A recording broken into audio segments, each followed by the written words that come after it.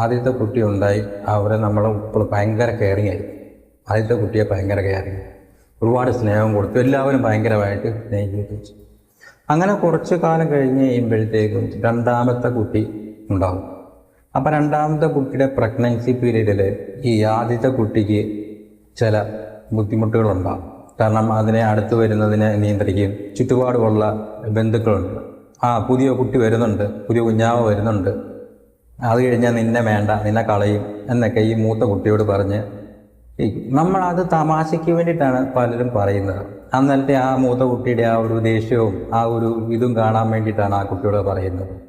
പക്ഷെ ആ കുട്ടിക്ക് അത് എത്രത്തോളം വേദന ഉണ്ടാക്കുമെന്ന് ആരെങ്കിലും ചിന്തിച്ചിട്ടുണ്ടോ? ഒരിക്കലുമില്ല. അന്നത്തെ കാലത്ത് ആരും ചിന്തിക്കാറില്ല, അതൊരു തമാശയായിട്ടെടുക്കും. പക്ഷെ ആ കുട്ടിയുടെ ഉള്ളിൽ അതൊരു വേദനയായിട്ട്, പുതിയ കുഞ്ഞാവ് വന്നാൽ എന്നെ ഇനി അമ്മ അച്ഛനെ ഉപേക്ഷിക്കും, പുതിയ കുഞ്ഞാവയോടായിരിക്കും സ്നേഹം, എന്നെ ഇനി സ്നേഹിക്കത്തില്ലേ എന്നുള്ള ചിന്തകളെല്ലാം ആ കുട്ടിയുടെ മനസ്സിൽ കടന്നുപോകും.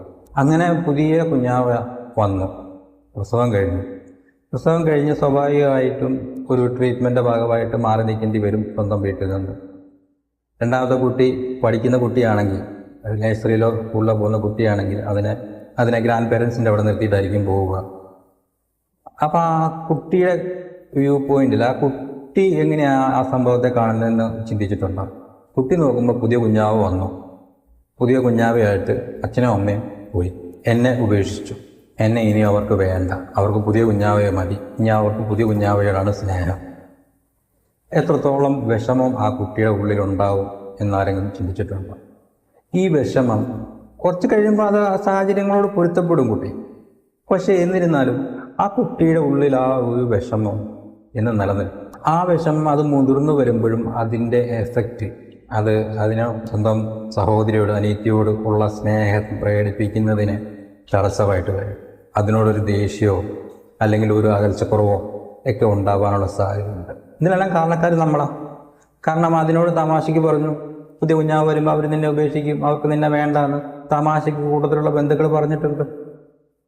അതും കൂടിയൊക്കെ ആകുമ്പോഴത്തേക്ക് ആ കുട്ടിക്ക് അത്രയും വിഷമങ്ങൾ ഉണ്ടാകുന്ന കാര്യങ്ങളാണ്. അവർ നമ്മൾ പറയുന്ന കാര്യങ്ങളെ സത്യസന്ധമായിട്ടാണ് സ്വീകരിക്കുന്നത്. അത് തമാശയാണോ അല്ലെങ്കിൽ കളിയാക്കാനാണോ എന്നുള്ള ഒരു ചിന്തയൊന്നും ഒരിക്കലും ആ കുട്ടിയുടെ മനസ്സിൽ ഉണ്ടാവുന്നില്ല.